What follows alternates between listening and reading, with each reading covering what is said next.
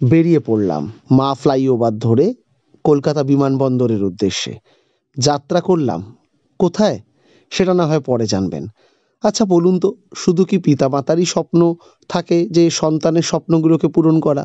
সন্তানের কি কোনো দায়িত্ব থাকে না? তাই সন্তান হিসাবে মা বাবাকে নিয়ে চললাম কামরূপ কামাখ্যা দর্শনে আসাম গুয়াহাটিতে। শখ ছিল প্লেনে চড়া আর পুজো দেওয়া, দুটোই পালন করলাম। এয়ারপোর্টে নেমে সুন্দর প্রাকৃতিক দৃশ্য দেখতে দেখতে পৌঁছালাম কামরূপ কামাখ্যা মায়ের মন্দিরের দর্শন করতে। অপূর্ব জাগ্রত এক মন্দির। সব রকম তথ্য দিয়ে আপনাদের এই ভিডিওটা বানানোর চেষ্টা করেছি, দেখবেন পুরোটা। আর কোনো কিছু জানার থাকলে আপনারা অবশ্যই কমেন্ট বক্সে জানাবেন, যতটা পারবো আমরা সাহায্য করে দেব।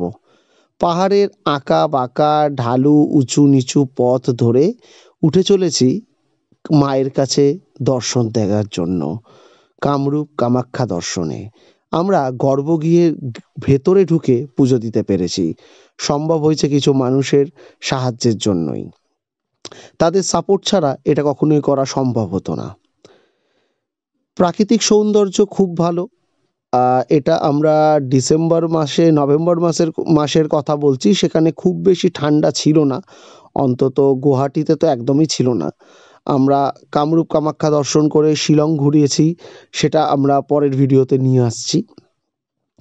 মোটামুটি প্লেনে আপনার কলকাতা থেকে 1-1.5 ঘন্টার মতন সময় লাগবে। আপনি যে কোনো প্লেন বা সরাইঘাট এক্সপ্রেস আছে সেটা করেও আসতে পারেন, তাতে আপনার মোটামুটি 25 ঘন্টার মতন সময় লাগবে। কিন্তু প্লেনে আপনার 1-1.5 ঘন্টার মধ্যে নেমে পড়বেন। ঢুকে গেলাম মন্দির চত্বরে। এখানে আমাদের গাড়িটা সাইড করতে হলো, ওখানে পুলিশ আছে, আপনাকে বেশিক্ষণ সময় দেবে না দাঁড়ানোর জন্য। ওখানে দাঁড়িয়েই আমরা নেবে খালি পায়ে এগোলাম মন্দিরের উদ্দেশ্যে। এখানে এই সিঁড়ি দিয়ে ওঠার পথে অনেকেই দেখলাম জুতো পরে, সেটা পার্সোনালি আমি খুব একটা সাপোর্ট করি না। দর্শন করতে আসলে খালি পায়ে যাওয়াটাই ভালো, অন্তত কিছুটা কষ্ট করা দরকার।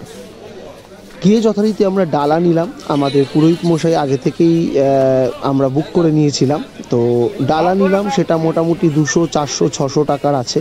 আপনারা দেখে নেবেন, যেরকম পারবেন সেরকম নেবেন, আর দামটা অবশ্যই দেখে নেবেন।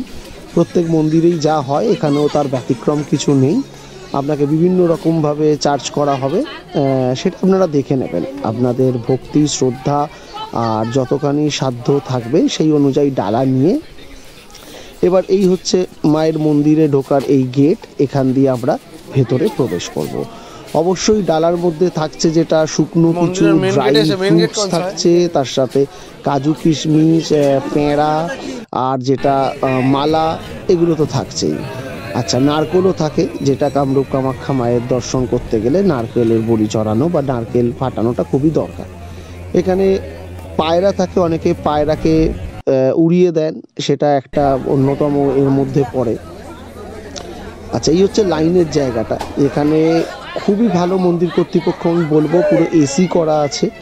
500 টাকার লাইন আছে ভিআইপি, আর ভেরি ভেরি ইম্পর্টেন্ট পার্সনদের জন্য লাইন আছে, সেটা সাধ্যের মধ্যে আসবে না। আশা করি আমার দর্শক মণ্ডলীরা বুঝতে পারছে, প্রায় 20,000 50,000 টাকা অবধি ডোনেশন দিয়ে সেই লাইন দাঁড়াতে হয়। আর একটা জেনারেল লাইন আছে, সেটাই মোটামুটি ভোর রাতে লাইন দিলে আপনারা দেখতে পাবেন। তো বসার জায়গা, লাইন দাঁড়ানোর জায়গা খুবই ভালো, সেটা নিয়ে কোনো অসন্তোষের জায়গা নেই। ভেতরে অবশ্যই ফটো তোলা যায় না, তাই দেখাতে পারলাম না। একটা মায়ের মন্দিরের মধ্যে আছে, সেখানে মায়ের বিগ্রহ আছে, আর ভেতরে গর্ভগৃহ, সেখানে একদম জলটাকে ছুঁতে পেরেছিলাম। জল আমি এনেওছি, কাপড়ও এনেছি। আর ভেতরে অবশ্যই কোনো ফটো তোলা যায় না।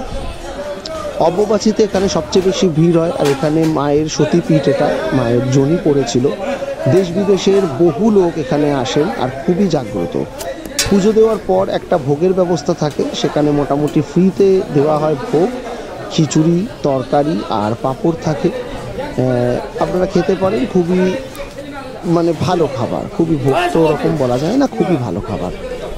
এই যাবতীয় তথ্য নিয়ে ভিডিওটা শুরু করলাম। এরপর আসাম, গুয়াহাটি আর শিলংয়ের অনেক জায়গা দেখাবো। আপনাদের কিছু জানার থাকলে আপনারা অবশ্যই কমেন্ট বক্সে লিখতে পারেন, আমরা যথাসাধ্য চেষ্টা করব সমস্যাগুলো সমাধান করা বা প্রশ্নের উত্তর দেওয়ার। তারপর আমরা গুয়াহাটি ঘুরে মোটামুটি লাঞ্চ করে চললাম শিলংয়ের পথে। পরবর্তী ভিডিও অবশ্যই আসছে শিলং নিয়ে, সেখানের খাবার দাবার আর সব কিছু ঘোরাফেরা সব কিছু দেখাবো আপনাদের পরের ভিডিওগুলোতে। আমাদের এই বড় ভিডিওগুলো একটু দেখবেন, ভালো লাগলে শেয়ার সাবস্ক্রাইব করবেন।